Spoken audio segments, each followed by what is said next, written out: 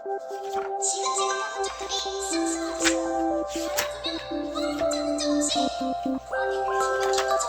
화려하다니까요.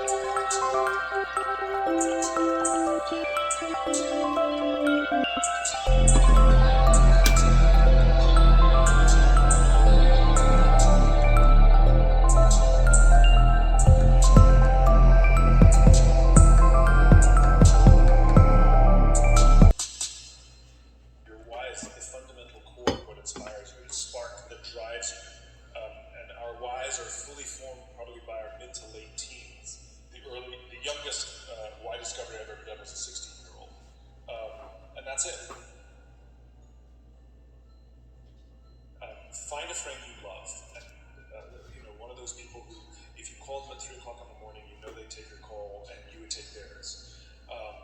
Don't do this with a spouse. Don't do this with a sibling. Don't do this with a boyfriend or girlfriend. Those relationships are too close. But find a best friend and ask them the simple question: why are we friends?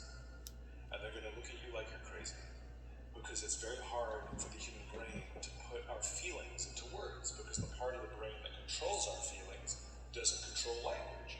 This is why we use metaphors and analogies, and why we struggle to tell people how we actually feel. It's because it's a different part of the brain. And so they're going to look at you and be like, I don't know. Why are you asking me this? And you say, come on, I know you've been there for me my whole life. And then you actually stop asking the question, why, ironically. You actually ask the question, what? You say, come on, what specifically is it about me that I know you'd be there for me no matter what? And they're going to hem and haw, and it's hard to put into words. Don't help them. Don't let anybody else help them. And they're going to start describing you. I don't know. You're funny. You're smart. You're honest. You've always been there for me. You go, good. You play devil's advocate. Good. That's the definition of a friend. What specifically is about me that I know you'd be there for me no matter what? And again, they'll hem and haw, and some will get through this quickly, and some will get through it slowly, and it will be a struggle, and you have to continue to play devil's advocate. Good, that's the definition of the closest friend. What specifically is about me? And eventually, they'll give up.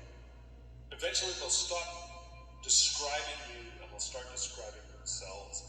Like my friend said to me, Simon, I don't know. All I know is that I can sit in a room with you, I don't even have to talk to you, and I feel inspired, and I've got goosebumps. In fact, I'm getting them right now.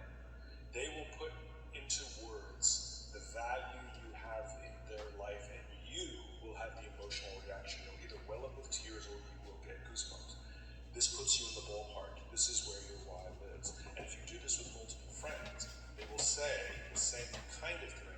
In fact, sometimes they'll say the same exact thing, because your why is the thing you give to the world, and amongst your closest and best friends, it is the space you fill in their lives. So that's a fun little way you can find your why. The simple answer is no. A why is the sum total of who you are. It is the sum total of the experiences you had when you were a kid, the way you were raised, what you got from your parents, your family, your friends.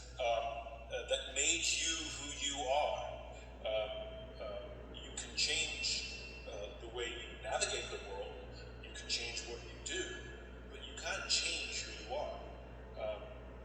Our lives offer us opportunity to live in balance with who we are or not. Like, if we start doing things that are counter to who we are, our friends say to us, it's like, I don't know who you are anymore, right? And that is what your why is. Your why is the fundamental core of what inspires you, the spark that drives you. And our whys are fully formed probably by our mid to late teens. The youngest why discovery I've ever done was a 16-year-old. And that's it. So no, a why does not change. If anything, crisis reveals it to us, but it doesn't change it.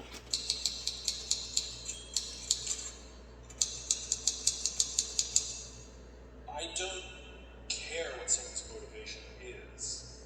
My only rule is they have to want it. That it should never be thrust upon them. So I will never coerce, push, convince, or pressure someone to learn their why.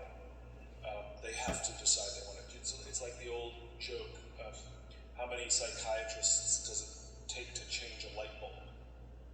One, but the light bulb has to really want to change. It's the same thing. Like, I will help my friends. Like, my friends all know that if they ask me to help them find their why, the answer will always be yes. But they have to ask. They have to ask. It's the same thing. So I want someone ideally and philosophically to do it, for inspirational reasons. But if they're going through a hard period or a dark period, there's fear, then if this is a tool that helps, then maybe I don't care what the motivation is. Maybe I don't care if it's for inspirational reasons. Or maybe I could argue that it's all inspirational. If you're trying to come out of darkness to find light, that's pretty damn inspiring. 오늘의 성공의 비밀을 완벽하게 내 것으로 만들기 위해서는 보고, 듣고, 쓰는 것이 매우 중요합니다. 한글과 영어로 노트에 필사하면서 씹어 먹어버리세요. 한글 5번, 영어 5번입니다. 시작합니다. 나는 나의 Y를 찾고 그에 맞는 가치로 세상에 기여합니다.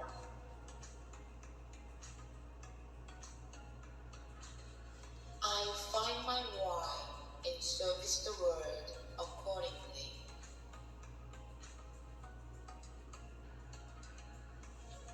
나는 나의 Y를 찾고 그에 맞는 가치로 세상에 기여합니다.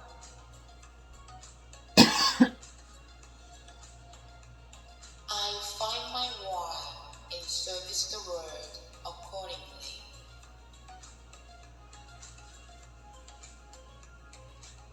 나는 나의 Y를 찾고 그에 맞는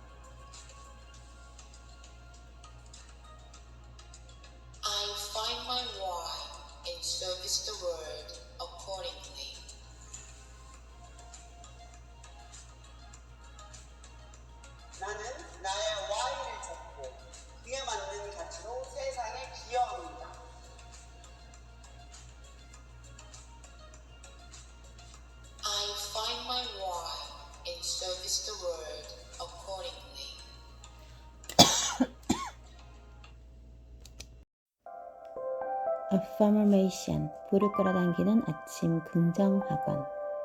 오늘도 기대되는 하루가 시작되었다.